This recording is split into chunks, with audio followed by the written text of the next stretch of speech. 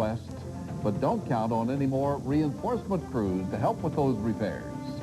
Good evening, everybody. I'm Charles Rowe. And I'm Nadine Woodward. Nearly a week now after that ice storm, 18,000 homes and businesses served by WWP are still without power. Now, this map shows the extent of those outages. As you can see, there are lots of small, scattered pockets that don't have electricity. Power crews in Kootenai County saw their power outages grow because of this weekend storm.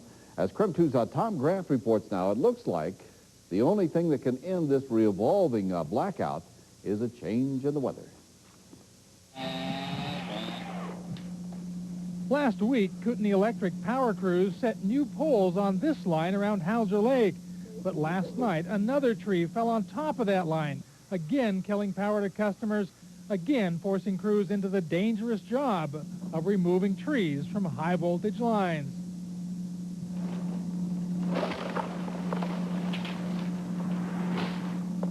Indeed, just last night, one crew had finished restoring power to a feeder line near Hauser Lake when a tree fell on the power truck. All of a sudden, bam, right on the back of the truck. It sounded like, you know, I'd driven off a cliff or something like that. Fortunately, no one was hurt, but it meant crews would have to re-repair another line because ice and snow keeps knocking down more trees. Like dominoes, you know, you get one and then you get another one, and just, these guys have been out here now, I think, 3 or 4 times on this line right here, on our feeder line. For linemen, it's the most frustrating job of their lives. The trees are so loaded up right now, we need some warm spell because they're snapping left and right. I figure it will take temperatures of 40 degrees to melt it all off. 1,500 Kootenai Electric customers are still without power. The company hopes to restore power to about half of those customers by tonight, but some could remain without power until Friday. People have been real patient with us, real appreciative when we've been able. Trees that came crashing down last week, knocking out power there. KREM 2's Christy Kim joins us live with a look at how Neighbors Helping Neighbors is helping weather the storm. Well, Charles, tragedy often brings out the best in people, and so does fallen trees and down power lines. This Fairwood community was hit very hard, but luckily it is also very friendly. This is the best bed and breakfast in Spokane. This is actually Darlene McGregor's home. She has opened it up to friends like 90-year-old Dorothy Brown, who was evacuated from her apartment on the first night of the ice storm. This whole neighborhood is a model neighborhood for people caring. McGregor considers herself lucky and is more than happy to share her warmth. She has a gas stove, a gas water heater, and the generosity of her next-door neighbor, who ran an extension line from his generator to her furnace. It's a show of generosity she wants to return. Well, this is really difficult because they're very self-sufficient people.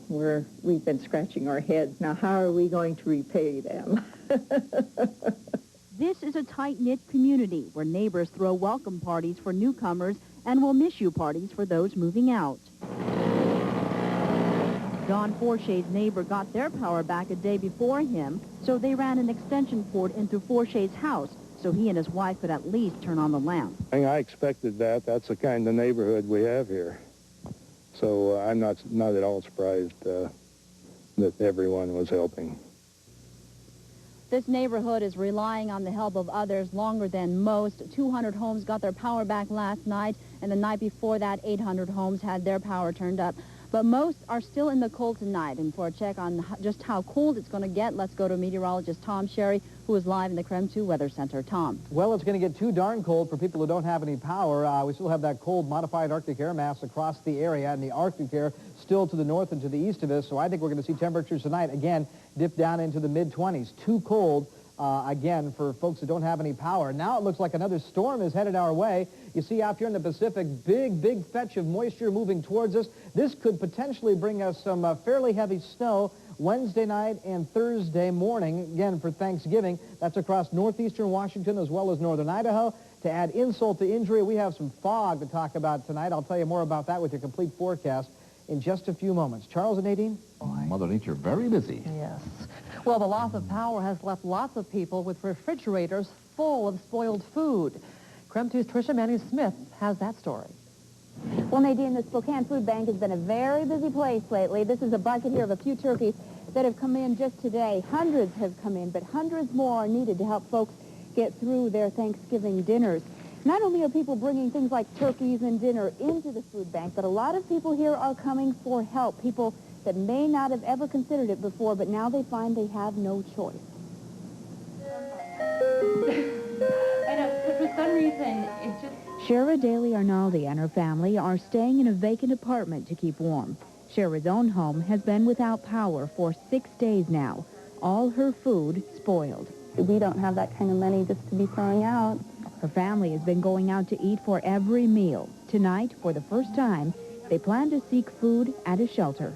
I never thought we'd ever have to do that. Under normal circumstances, the food bank usually donates its food to low-income people. But with this emergency weather we've been having lately, people have been coming in here for food that perhaps have never set foot in a food bank before. You never know when the person in need might be you or your family or somebody you really care about. And in a situation like this, we're all equal.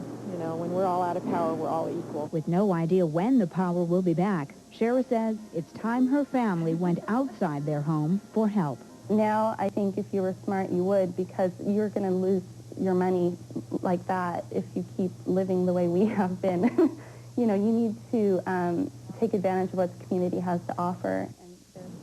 Now, over the weekend, the Spokane Food Bank did donate food to individuals. They made an exception to do that, and now they are back to their regular plan of donating food to the charitable organizations that they serve in our community. So if you or your family need food, you should call the food bank, or you can still get food at American Red Cross shelters. They are still open around town and serving hot meals. Live in Spokane, Tricia Manning-Smith, KREM 2 News. Thank you, Tricia. And here are those phone numbers to call if your family needs food.